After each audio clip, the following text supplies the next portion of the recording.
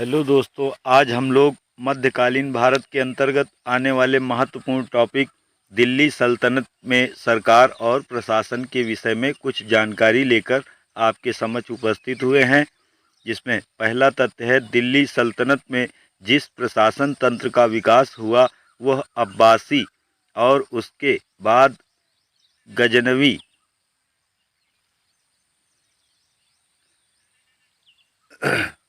प्रशासन तंत्र पर आधारित था। इस पर ईरानी प्रशासन तंत्र और भारतीय परिस्थितियों के अनुसार एवं भारतीय परंपराओं का भी प्रभाव पड़ा।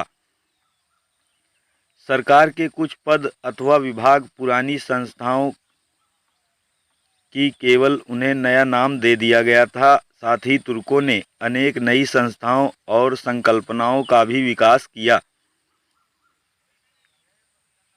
सुल्तान राजतंत्र कोई इस्लामी संस्था नहीं थी और परिस्थितियों के अनुसार धीरे धीरे इसका उद्भव हुआ। इस्लाम में शासन की मूल परिकल्पना धार्मिक व्यक्ति यानी इमाम की थी। अब्बासी खिलाफत के पतन के कारण सुल्तानों का उदय हुआ, जो कोई धार्मिक व्यक्ति नहीं थे। सुल्तान प्रशासन की धुरी, सशस्त्र बल का प्रधान, सेना नायक, सभी न्यायिक मामलों में अपील की अंतिम अदालत था तथा समाज एवं राजनीति का केंद्र बिंदु भी था। इन्हीं कारणों से कई विचारकों ने सुल्तान में दैवीय गुणों का आरोपण किया। इस प्रकार सुल्तान अत्यधिक शक्तिशाली व्यक्ति था, जो प्रायः निरंकुश होता था, परंतु उसकी शक्तियों पर कुछ अंकुश भी थे, जिनमें पहला था धर्म का अंकुश। शासक को धर्म की परंपराओं और मर्यादाओं का पालन करना होता था तथा धर्म की गरिमा राजनैतिक सत्ता से कम प्रभावी नहीं थी। उत्तराधिकार का कोई निश्चित नियम इस्लामी विचारधारा में न पाया जाना भी सुल्तान पर अंकुश का काम कर सकता था, क्योंकि कोई भी योग्य और शक्तिशाली सैन्य अधिकारी सुल्तान बनने की उम्मीद कर सकता था। अमीरों के साथ सत्ता पर प्रभावी नियंत्रण हेतु होने वाला संघर्ष भी सुल्तान पर अंकुश लगाता था। इस प्रकार सुल्तान सत्ता एवं शासन की धुरी था, यद्यपि उस पर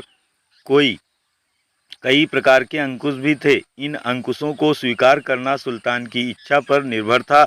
जैसे मात्र 3 सुल्तानों ने खलीफा से मंसूर प्राप्त किया। इल्तुतमिश पहला सुल्तान था जिसने खलीफा से मंसूर प्राप्त किया। मोहम्मद बिन तुगलक ने मिस्र के अब्बासी खलीफा से मंसूर प्राप्त किया। फिरोज तुगलक ने 2 बार मंसूर प्राप्त किया। मुबारक खिलजी ने स्वयं को ही खलीफा घोषित कर दिया था। अब हम देखेंगे दिल्ली सल्तनत में सरकार और प्रशासन। शासन कार्य में सुल्तान की सहायता हेतु अनेक मंत्री थे। मंत्रियों अथवा सरकारी विभागों की संख्या निश्चित नहीं थी। प्रत्येक मंत्री सुल्तान द्वारा चुना जाता था और सुल्तान की मर्जी तक उस पद पर बना रह सकता था। बरनी के अनुसार सल्तनत प्रशासन में 4 विभाग प्रमुख स्थान रखते थे, जिनमें पहला है दीवाने विजारत और दूसरा दीवाने अर्ज, तीसरा है दीवाने इंसा और चौथा दीवाने रिसालत। दीवाने विजारत के विषय में हम देखेंगे। वजीर दीवाने विजारत का प्रमुख अधिकारी था। ये सुल्तान का प्रधान सलाहकार माना जाता था और अक्सर पूरे शासन तंत्र पर एक व्यापक नियंत्रण रखता था, किंतु यह विशेष रूप से वित्त प्रबंध के लिए जिम्मेदार था। वजीर की शक्तियां और महत्व विभिन्न शासकों के दौरान परिवर्तित होते रहे और तुगलक काल में यह अपने चरम पर पहुंच गए। विद्वानों के अनुसार वजीरों की 2 श्रेणियां थीं। पहला है वजीर तौफीद को असीमित अधिकार प्राप्त थे और दूसरा वजीर तनफीद के अधिकार सीमित थे। ये मात्र सुल्तान के आदेशों का ही पालन करता था। वजीर के अधीन कई अन्य विभाग थे जो राजस्व संबंधित कार्यों से जुड़े थे। बहराम शाह के काल में वजीर के समकक्ष नाइब का पद सृजित किया गया, जो आज तक चल रहा है। नाइब, इसे नाइब ए मुमलकत भी कहा जाता था। दीवाने अर्ज दूसरा बिंदु है। यह एक सैन्य विभाग था। इसका प्रमुख अधिकारी आरिजे मुमालिक कहलाता था। इसका स्पष्ट स्वरूप बलबन के काल में सामने आया। यद्यपि बर्नी ने इल्तुतमिश के काल में रावते अर्ज का जिक्र किया है। बलबन ने सर्वप्रथम अहमद अयाज को आरिज के पद पर आसीन किया। अलाउद्दीन ने इस विभाग को और अधिक व्यवस्थित किया। उसने दाग प्रथा, जो कि घोड़े को दागने से संबंधित थी, दाग प्रथा किसने चलाई? अलाउद्दीन खिलजी ने। और चेहरा, सैनिक का हुलिया रखना और प्रथाएं शुरू की, किसने? अलाउद्दीन खिलजी ने। सैनिकों को नगद वेतन देना शुरू किया, किंतु फिरोज शाह ने सैनिकों को पुनः जागीर देना शुरू किया, जो वजह कहलाती थी, और सैन्य टुकड़ियों को मंगोल पद्धति के अनुसार व्यवस्थित किया। यह व्यवस्था ही दशमलव व्यवस्था पर आधारित एक प्रकार की व्यवस्था थी।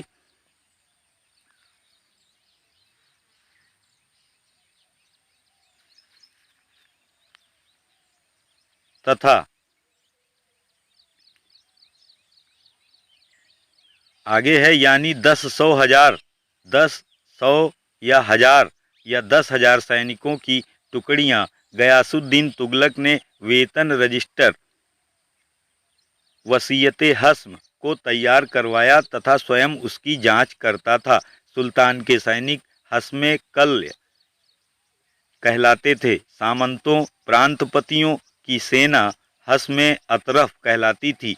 सुल्तान की सेवा में रहने वाली टुकड़ियां खासा खैल कहलाती थीं। दीवाने इंसा तीसरा बिंदु है।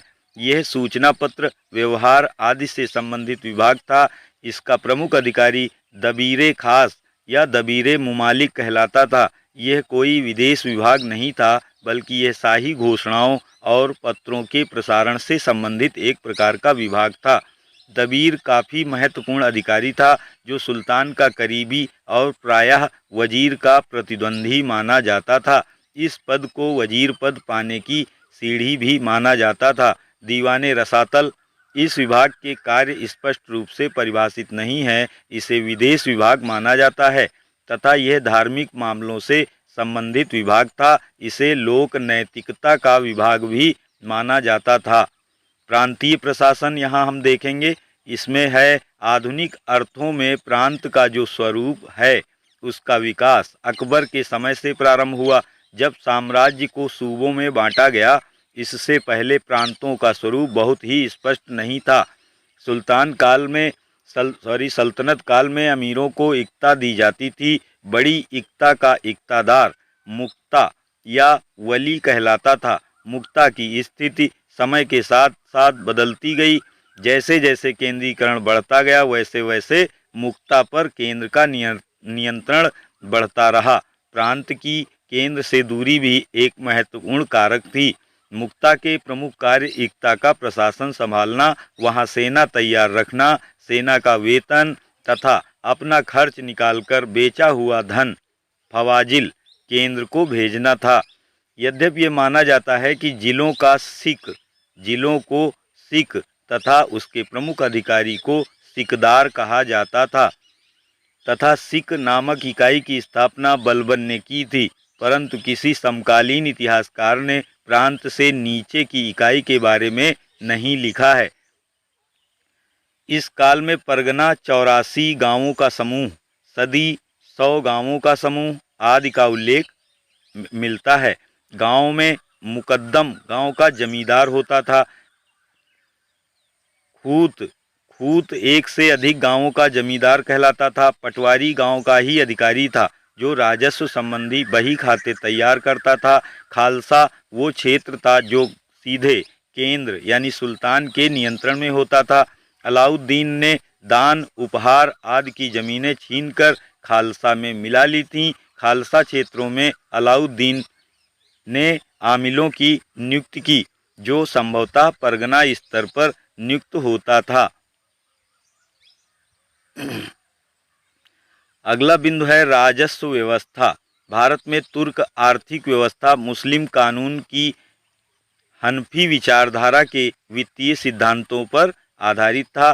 भू राजस्व की वसूली प्रारंभ में हिंदू सरदारों की मदद से की जाती थी। अलाउद्दीन खिलजी ने अलीगढ़ तक का दोआब मालवा और राजस्थान के कुछ हिस्से खालसा में शामिल करके उसकी पैमाइश करवाई थी और इसके आधार पर भू राजस्व वसूला जाता था। इसके लिए उसने यानी अलाउद्दीन खिलजी ने आमिल, मुतसर्रिफ आदि सरकारी अधिकारी नियुक्त किए। इसने दिल्ली के आसपास नगद और अन्यत्र अनाज के रूप में लगान वसूला। गयासुद्दीन तुगलक ने बटाई को राजस्व निर्धारण का आधार बनाया, जबकि मोहम्मद बिन तुगलक ने पुनः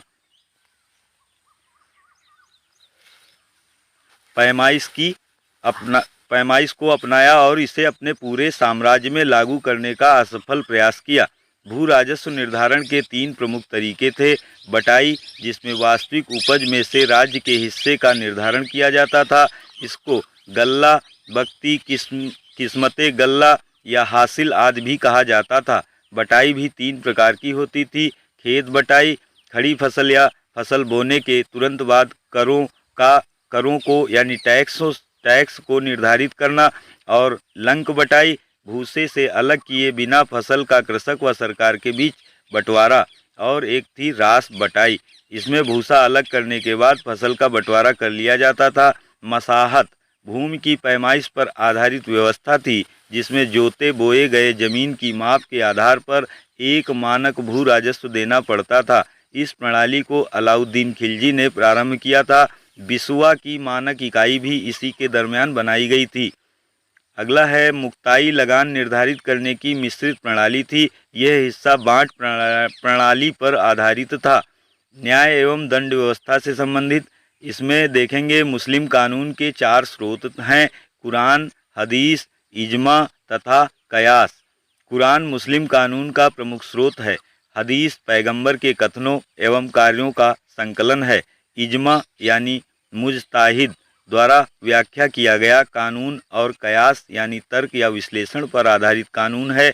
इस्लामी कानून का व्याख्याता मुजतहिद कहलाता है। इसके अलावा स्थानीय कानूनों का भी आदर किया जाता था। फौजदारी कानून हिंदुओं और मुसलमानों पर समान रूप से लगता था। सुल्तान न्याय का सर्वोच्च अधिकारी था। इसके अलावा बड़ी मुस्लिम आबादी वाले क्षेत्रों में काजी और मुफ्ती होते थे, जो मुसलमानों के फौजदारी तथा दीवानी न्याय और हिंदुओं का फौजदारी न्याय करते थे। दादबक नामक अधिकारी करों की मनमानी वसूली पर अंकुश लगाता था।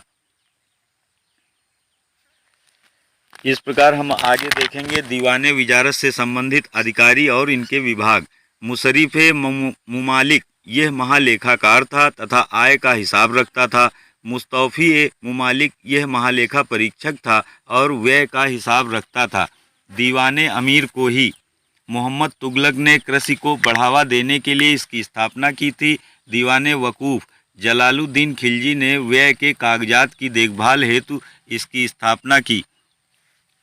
दीवाने मुस्तखराज अलाउद्दीन खिलजी ने बकाया राजस्व की जांच एवं वसूली हेतु इसकी स्थापना की थी। इमलाक फिरोज तुगलक ने सुल्तान की प्रत्यक्ष आय से संबंधित विषयों हेतु इसकी स्थापना की थी। किसकी? इमलाक की। किसने की थी? फिरोज तुगलक ने। वकील सुल्तान यह तुगलक शासक नासिरुद्दीन महमूद के काल में वजीर की सहायता एवं सैन्य व्यवस्था देखने हेतु स्थापित हुआ था, परंतु अत्यधिक शक्तिशाली होने के कारण यह पद समाप्त कर दिया गया। आमिल यह राजस्व अधिकारी हुआ करता था।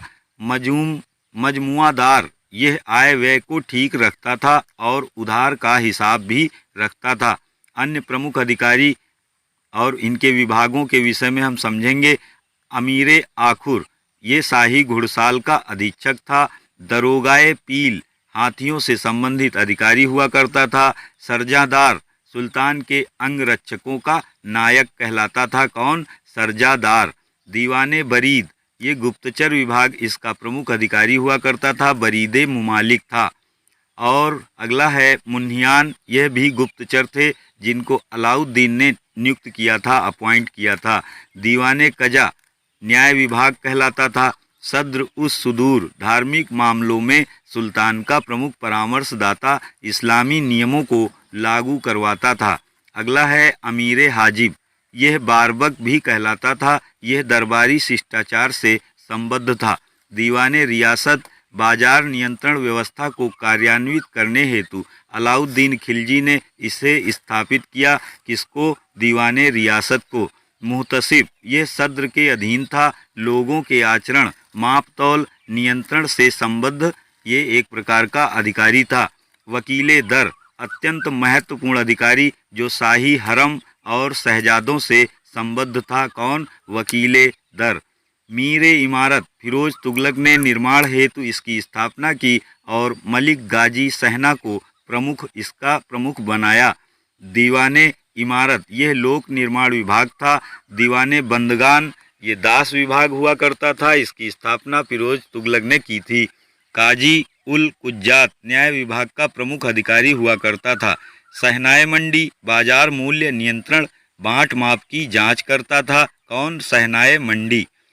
ख्वाजा साहिबे दीवान ये राजस्व प्रशासन का प्रभारी बलबन द्वारा स्थापित प्रांत में नियुक्त होता था और केंद्र को लेखा जोखा भी भेजता था। दीवाने खैरात असमर्थ लोगों की सहायता, उनकी पुत्रियों के विवाह में मदद हेतु फिरोज तुगलक द्वारा स्थापित एक प्रकार का विभाग था। कौन? दीवाने खैरात। मजलिसे आम या मजलिसे खलवत सुल्तान के मित्रों और विश्वास पात्रों का एक समूह था। मजलिसे आम या फिर मजलिसे खलवत। दीवाने इस्तिहाक पेंशन विभाग था और सैन्य संगठन था इनका। अमीरे दह 10 सैनिकों का सेना नायक, अमीरे सदा 10 अमीरों या सैनिकों का सेना नायक हुआ करता था। अमीरे हजारा 1 हजारा सैनिकों का सेना नायक कहलाता था। अमीरे तुमन 10,000 सैनिकों का सेना नायक था। यह सैनिक वर्गीकरण पद सोपान सूचक होने के साथ साथ सैन्य व्यवस्था के अत्यधिक केंद्रीभूत होने का आभास दिलाता है। जियाउद्दीन बर्नी ने इस सैन्य वर्गीकरण या दशमलव प्रणाली को अपने ढंग से स्पष्ट किया है। उनके अनुसार सबसे छोटी सैनिक इकाई सरखेल तथा सबसे बड़ी सैनिक इकाई खान के अधीन थी। खान के ऊपर सुल्तान होता था। यह वर्गीकरण हम निम्न प्रकार भी समझ सकते हैं। सरखेल 10 घुड़सवारों की टुकड़ी का प्रधान होता था। सिपह सालार 10 सरखेल बराबर होता था 100 घुड़सवार। अमीर 10 सिपह सालार, इसमें 1000 घुड़सवार होते थे। और मलिक 10 अमीर, ये 10,000 घुड़सवारों का एक सैनिक समूह हुआ करता था। खान 10 मलिक, इसमें 1 लाख घुड़सवार हुआ करते थे। सुल्तान 10 खान, इसमें सर्वोच्च सेनापति होता था सुल्तान। और 13वीं शताब्दी में सेना का सर्वोच्च अधिकारी मलिक हुआ करता था। खान एक आदर सूचक उपाधि होती थी। खान उपाधि वाले उच्चाधिकारी का सैन्य वर्गीकरण से कोई संबंध नहीं होता था। अलाउद्दीन के समय एक अश्वारोही को 234 टका प्रति वर्ष मिलता था, जबकि मोहम्मद बिन तुगलक के समय 500 टका प्रतिवर्ष आय या वेतन दिया जाता था। सल्तनत काल में 5 प्रकार के कर प्रचलित थे, टैक्स प्रचलित थे, जिनमें पहला है उस्र, सिर्फ मुसलमानों से 5 से 10% तक लिया जाने वाला भूमि कर था। खराज गैर मुसलमानों से लिया जाने वाला भूमि कर था, जो उपज का 1/3 या 1/2 तक था, आधा भाग। खम्स लूट का माल या भूमि में गड़ा धन आदि था, क्या? खुम्स। और राज्य अलाउद्दीन खिलजी व मोहम्मद तुगलक के समय प्रायः इसका 4/5 भाग रख लेता था, किंतु फिरोज तुगलक ने 1/5 भाग ही अपने पास रखा। जकात मुसलमानों से लिया जाने वाला धार्मिक कर था, जिसका प्रयोग उन्हीं की भलाई हेतु किया जाता था। यह 2 से 2.5% तक होता था। जजिया गैर मुसलमानों से लिया जाने वाला कर था और बदले में उसके जीवन और संपत्ति की रक्षा की जाती थी। सल्तनत काल की प्रमुख रचनाएं हम देखेंगे, जिसमें साहित्यकार और इनके रचनाकार हैं, और इससे संबंधित कुछ विशिष्ट तथ्य भी हम लेकर आपके समक्ष प्रस्तुत हुए हैं। जिसमें पहला है हसन निजामी, इसकी रचना है ताजुल मासिर। इसे कुतुबुद्दीन ऐबक ने संरक्षण दिया और गोरी के भारत आक्रमणों की जानकारी इसके लेखन से प्राप्त होती है। किससे? ताजुल मासिर से, जिसको लिखा है किसने? हसन निजामी ने। अगला है मिनहाजुद्दीन सिराज, इसने लिखा है तबकाते नासिरी। ये सुल्तान नासिरुद्दीन महमूद के संरक्षण में रहा और उसी को अपना ग्रंथ समर्पित किया। 1260 ईस्वी के दरमियान यह मुख्य काजी था। मिनहाजुद्दीन सिराज। अगला है अमीर हसन। इसने फवादुल फवाद नामक पुस्तक लिखी और बलबन के संरक्षण में ये कार्य करता रहा। इसे भारत का सादी कहा गया है। ये निजामुद्दीन औलिया का चेला या शिष्य था। कौन? अमीर हसन। जियाउद्दीन बरनी। तारीख़ फिरोज़शाही, फतवाए जहांदारी, कुव्वतुल तवारीख, सनाए मुहम्मदी और हसरतनामा इसकी कुछ रचनाएं हैं। यह 17 वर्षों तक मोहम्मद तुगलक के संरक्षण में रहा। तारीख़ फिरोज़शाही में इसने फिरोज़ तुगलक को आदर्श बताया है। इसमें बलबन से लेकर फिरोज़ तुगलक तक वर्णन है। बद्रे चाच। दीवाने चाच शाहनामा किसने लिखा? बद्रे चाच ने। और इसका विशेष विवरण है, मोहम्मद तुगलक के संरक्षण में रहा। कौन? बद्रे चाच। और उसकी प्रशंसा में कसीदे लिखे हैं। शम्से सिराज अफीफ। इसने तारीख़ फिरोज़शाही लिखी है और फिरोज़ शाह तुगलक के संरक्षण में रहा और उसके शासन की प्रशंसा की। इसकी रचना वहाँ से प्रारंभ होती है जहाँ बरनी की तारीख़ फिरोज़शाही समाप्त होती है। मोहम्मद बिहामद खानी। तारीख़ मोहम्मदी इसने लिखा है। और अगला है आइनु मुल्क मुल्तानी, इंसा ए माहरू या मुनसान ए महरूह। यह अलाउद्दीन खिलजी, मोहम्मद तुगलक और फिरोज तुगलक के काल में विभिन्न उच्च पदों पर रहा था। कौन? आइनुल मुल्क मुल्तानी। अगला है याहम बिन अहमद सरहिंदी। तारीख़ मुबारक शाही इसकी रचना है। यह सैयद शासक मुबारक शाह के संरक्षण में रहा और उसी को यह रचना समर्पित की। सैयद वंश का इतिहास जानने का एकमात्र स्रोत है। कौन? तारीख़ मुबारक शाही। और ये याहिद बिन अहमद सरहिंदी के द्वारा रची गई। शेख जमालुद्दीन। ये जमाली कम्बू भी इसका उपनाम है और इसकी रचना है सियार उल आरफीन मेहरुमाह। ये लोधी काल के सबसे प्रसिद्ध कवि थे और सिकंदर लोधी के दरबारी कवि थे। कौन? शेख जमालुद्दीन। अगला है अबुल फजल मोहम्मद बिन हुसैन अल बैहाकी। तारीख़ मसूदी इसकी रचना है और महमूद गजनवी के दरबार में इतिहास आदि का विवरण इसके द्वारा रखा जाता था। ख्वाजा इसामी। ये फुतुह उस सलातीन इसकी रचना का नाम है। किसकी? ख्वाजा इसामी की। और ये महमूद गजनवी से मोहम्मद तुगलक तक का इतिहास। यह पुस्तक बहमनी वंश के प्रथम शासक अलाउद्दीन बहमन शाह को समर्पित करता है। फिरोज तुगलक। फुतुहाते फिरोज शाही इसने लिखी है, फिरोज तुगलक ने। फुतुहाते फिरोज शाही इम्पॉर्टेंट है आपकी परीक्षा के दृष्टिकोण से, जिसमें पहला तथ्य है फिरोज तुगलक की आत्मकथा इसमें दी गई है। वह अध्यादेशों का एक संग्रह इसमें संग्रहित किया गया है। किसमें? फुतुहाते फिरोज शाही किसकी रचना है? फिरोज शाह तुगलक की।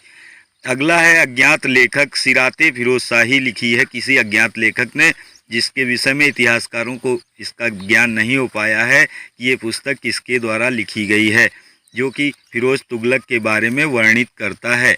अमीर खुसरो। इसने किरान उस सादेन। अमीर खुसरो के द्वारा लिखी गई पुस्तकें हैं किरान उस सादेन, जो कि बुगरा खां व उसके बेटे कैकूबाद के मिलन का वर्णन करता है। मिफ्ताह उल फतह एक दूसरी पुस्तक है इसकी। जलालुद्दीन खिलजी के सैन्य अभियान, मालिक छज्जू के विद्रोह का दमन का वर्णन करता है। अगला है नूप सिपेहर, भारत की सामाजिक राजनीतिक स्थिति का वर्णन करता है। और अगला इसका पुस्तक है आसिका उल अनवर, अलाउद्दीन खिलजी की गुजरात विजय, मंगोलों द्वारा स्वयं को कैदी बनाए जाने की घटना, देवल रानी खिज्र खां के बीच प्रेम प्रसंग का वर्णन इसमें मिलता है। किसमें? नूप सिपेहर और आसिका उल अनवर। तो ये मिलता है आसिका उल अनवर में। अगला है तुगलक नामा। ये भी अमीर खुसरो की रचना है। अमीर खुसरो की अंतिम कृति है ये, जिसमें खुसरो शाह के विरुद्ध गयासुद्दीन तुगलक की विजय का वर्णन मिलता है।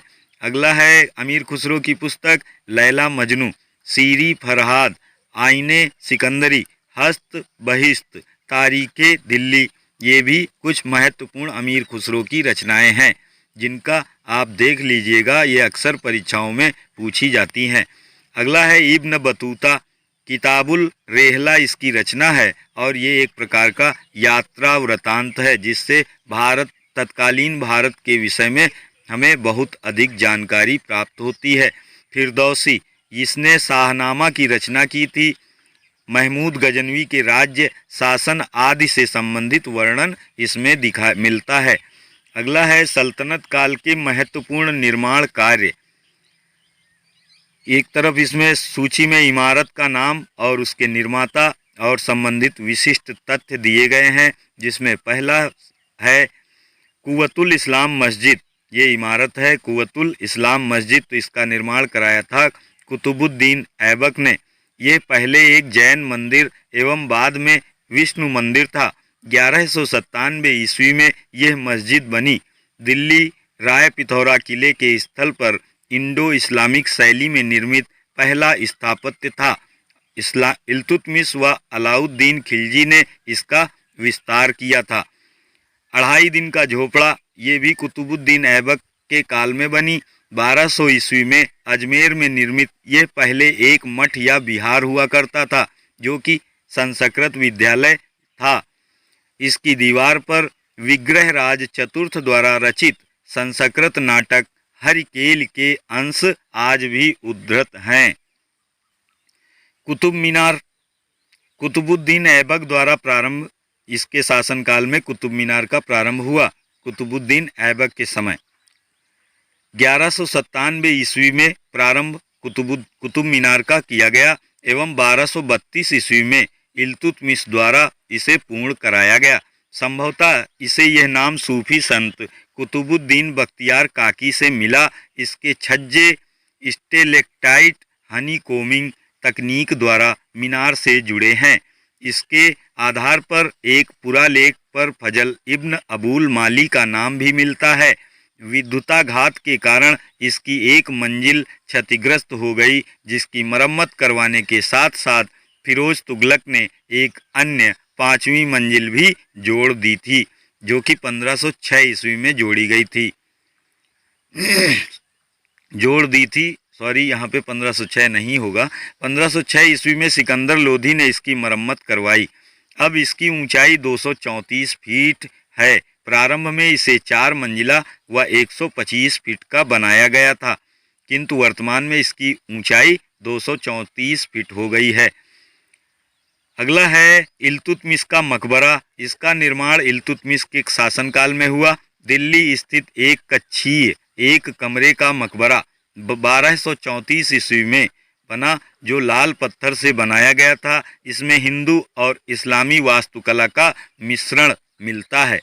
अगला है सुल्तानगढ़ी। ये इल्तुतमिश के समय बनवाई गई। 1231 ईस्वी में इल्तुतमिश द्वारा अपने ज्येष्ठ पुत्र नासिरुद्दीन का मकबरा बनवाया गया। भारत में निर्मित प्रथम मकबरा था ये, और इल्तुतमिश को मकबरा शैली का जन्मदाता भी कहा जाता है। अगला है हौजे शमसी तथा शमसी ईदगाह। इसका निर्माण भी इल्तुतमिश के समय हुआ और दोनों भवन ये बदायूं में ही स्थित हैं। कौन कौन से? सुल्तानगढ़ी और हौजे शमसी तथा शमसी ईदगाह। यहाँ पे सुल्तानगढ़ी नहीं होगा, हौजे शमसी तथा शमसी ईदगाह ये दोनों भवन बदायूं में स्थित हैं और इसको इल्तुतमिश ने अपने शासनकाल में निर्मित कराया। बलबन का मकबरा ये बलबन के द्वारा ही बनवाया गया। इसमें पहली बार वास्तविक मेहराब का प्रयोग किया गया। यह मेहराब तिकोने डॉट पत्थरों और एक मुंडेर पर आधारित था। अगला है अलाई दरवाज़ा।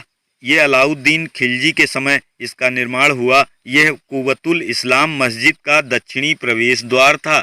इसमें पहली बार तिकोने डॉट पत्थरों पर आधारित वैज्ञानिक विधि से गुंबद बनवाया गया। यहीं पहली बार घोड़े के नाल की आकृति वाली मेहराब बनाई गई। अलाई दरवाजे के बारे में मार्शल ने कहा है, अलाई दरवाज़ा इस्लामी स्थापत्य के खजाने का सबसे सुंदर हीरा है। यह इमारत लाल पत्थर की है। इसमें कुरान की आयतों से काफ़ी सजावट की गई है। अगला है हजार सितुन, हजार स्तंभों वाला महल। ये अलाउद्दीन खिलजी के समय इसका निर्माण हुआ और ये दिल्ली के निकट सीरी नामक नगर के पास स्थित है। 1303 ईस्वी में इसका निर्माण कराया गया। अगला है जमात खाना मस्जिद।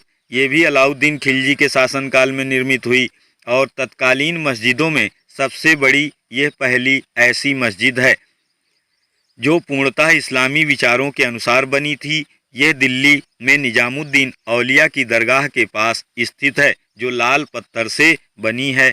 हौजे अलाई, ये इस बिल्डिंग का निर्माण अलाउद्दीन खिलजी के शासनकाल में हुआ। ये दिल्ली में स्थित है। इसे हौजे खास भी कहा जाता है। सीरी का किला, अलाउद्दीन खिलजी के समय इसका निर्माण हुआ। किसका? सीरी के किले का, जो कि 1303 ईस्वी में दिल्ली में निर्मित की गई। इसे मंगोल आक्रमण से सुरक्षा के लिए बनाया गया था। सीरी का किला। ऊखा मस्जिद, ये मुबारक शाह खिलजी के समय इसका निर्माण किया गया। भरतपुर राजस्थान में स्थित है। कौन? ऊखा मस्जिद। अगला है तुगलकाबाद का किला। ये गयासुद्दीन तुगलक के द्वारा इसका निर्माण कराया गया और दिल्ली का तीसरा नगर इसकी सुरक्षा हेतु एक किला बनवाया गया। गयासुद्दीन तुगलक का मकबरा, तो ये दिल्ली में तुगलकाबाद किले के बाहर कृत्रिम झील के मध्य स्थित इसका शिखर हिंदू वास्तुकला के प्रतीकों यानी कलश और आमलक पर आधारित है। यह पंचभुजीय है और इसकी दीवारें ढलवां हैं। यह मकबरा मिस्र के पिरामिड की भांति 75 अंश के कोण पर अंदर की ओर झुका हुआ है। कहाँ का? गयासुद्दीन तुगलक का मकबरा। 12 खंभा, ये तुगलक कालीन इसका निर्माण किसके काल में हुआ? तुगलकों के काल में, और आवास हेतु प्रयुक्त इमारत थी ये। कौन? 12 खंभा। आदिलाबाद का किला, मोहम्मद बिन तुगलक के द्वारा इसका निर्माण कराया गया। आदिलाबाद के किले का, और तुगलकाबाद के निकट स्थित है ये। जहां पनाह, ये बिल्डिंग मोहम्मद बिन तुगलक के द्वारा बनवाई गई। ये सीरी तथा राय पिथौरा के बीच स्थापित एक नगर है। यह नगर चौथी दिल्ली कहलाया। कौन? जहां पनाह नगर। कोटला फिरोज शाह, ये फिरोज शाह तुगलक के द्वारा ये निर्माण कराया गया। 5वीं दिल्ली इसे कहा जाता है। एक महल बनवाया गया और उसका नाम कोटला रखा गया। टोपरा से अशोक का स्तंभ यहीं पर स्थापित करवाया गया था। फिरोज शाह का मकबरा फिरोज शाह तुगलक के समय बना। यह वर्गाकार मकबरा है जिसके निर्माण में संगमरमर का प्रयोग हुआ है तथा दीवारों को फूल पत्तियों की बेलों से सुसज्जित किया गया है। मकबरे के सामने पत्थर का कटहरा हिंदू वास्तुकला की संरचना है। अगला है खाने जहां तेलंगानी का मकबरा। जौना शाह के समय, यानी खाने जहां द्वितीय था ये जौना शाह, तो ये इसके समय बनवाया गया। 1370 से 71 ईस्वी में दिल्ली में निर्माण हुआ और भारत की प्रथम अष्टभुजीय मुस्लिम इमारत थी ये, जो कि जेरूसलम की उमर की मस्जिद के समान या उससे मिलती जुलती थी। काली मस्जिद, बेगमपुरी मस्जिद, जौना शाह के समय इसका निर्माण हुआ। जहां पनाह नगर दिल्ली में स्थित है। गुंबद व मेहराब प्रभावशाली हैं इसके। अगला है कबीरुद्दीन औलिया का मकबरा। गयासुद्दीन द्वितीय के समय 1388 से 89 ईस्वी के दरमियान इसका निर्माण हुआ। लाल गुंबज के नाम से प्रसिद्ध लाल पत्थर व संगमरमर का मिश्रण खिलजी कालीन अलंकरण भी इसमें देखने को मिलता है। सिकंदर लोधी का मकबरा, ये इब्राहिम लोधी के समय बना। ये पहली इमारत है जिसमें दोहरे गुंबद का प्रयोग किया गया है। किसमें? सिकंदर लोधी के मकबरे में। मोठ की मस्जिद, सिकंदर लोधी के काल में उसके प्रधानमंत्री द्वारा निर्मित कराया गया और ये दिल्ली स्थित इस मस्जिद की मीनारें गावदुम हैं, यानी ऊपर की ओर पतली होती हुई बनी हैं। मोठ की मस्जिद कहलाती है।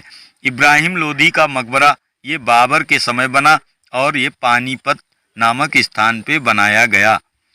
अगला है अमीर खुसरो से संबंधित कुछ महत्वपूर्ण तथ्य, जिसमें अमीर खुसरो का जन्म एटा के पटियाली गांव में सन 1253 ईस्वी में हुआ। इन्हें तोताए हिंद या तूतिए हिंद की उपाधि दी गई थी। इन्होंने फारसी कविता का भारतीयकरण प्रारंभ किया। इन्होंने फारसी की एक नवीन शैली प्रारंभ की, जिसे सबके हिंदी या भारत की शैली कहा गया। इनकी रचनाओं में प्रमुख हैं नूह, सिपेहर, देवल रानी खिज्र खां, आसिका, किरान उस सादैन, मिफ्ता उल फुतूह, तुगलक नामा, अफजल उल फवायद आदि। ये इनकी प्रमुख रचनाएं भी हैं। अमीर खुसरो ये अलाउद्दीन के साथ चित्तौड़ अभियान जैसे अभियानों में शामिल रहे। एक बार तो ये मंगोलों के द्वारा बंदी बना लिए गए थे। खजाइन उल फुतूह तारीख़े अलाई में इन्होंने अलाउद्दीन की विजयों का वर्णन किया है। इन्हें सल्तनत काल का सर्वश्रेष्ठ संगीतज्ञ माना जाता है। इन्होंने ईरानी व भारतीय रागों का मिश्रण करके तिलकत या साजगिरी आदि शैली प्रचलित की। इन्हें सितार व तबले का भी आविष्कारक माना जाता है। यद्यपि यह तथ्य विवादित हैं। ये निजामुद्दीन औलिया के शिष्य थे, जिन्होंने इन्हें तुर्कल्लाह की उपाधि दी थी। निजामुद्दीन औलिया की मृत्यु के अगले दिन ही इनकी भी मृत्यु हो गई, इनकी अमीर खुसरो की।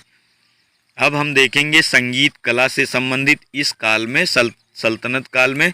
यद्यपि इस्लाम में संगीत पर पाबंदी है, किंतु फिर भी विभिन्न तुर्क शासकों ने संगीत में रुचि दिखाई और संगीत को संरक्षण दिया। तुर्क अपने साथ संगीत की मध्य एशियाई ईरानी परंपरा भी लाए थे। उन्होंने रबाब और सारंगी जैसे नए वाद्य यंत्रों से भारत को परिचित कराया। फिरोज तुगलक के शासनकाल में राग दर्पण का फारसी अनुवाद हुआ। हुसैन शाह सरकी राग ख्याल को भारतीय संगीत में शामिल किया।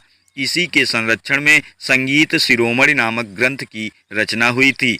ग्वालियर के मानसिंह शासक के संरक्षण में मौन कौतूहल नामक संगीत ग्रंथ की रचना हुई,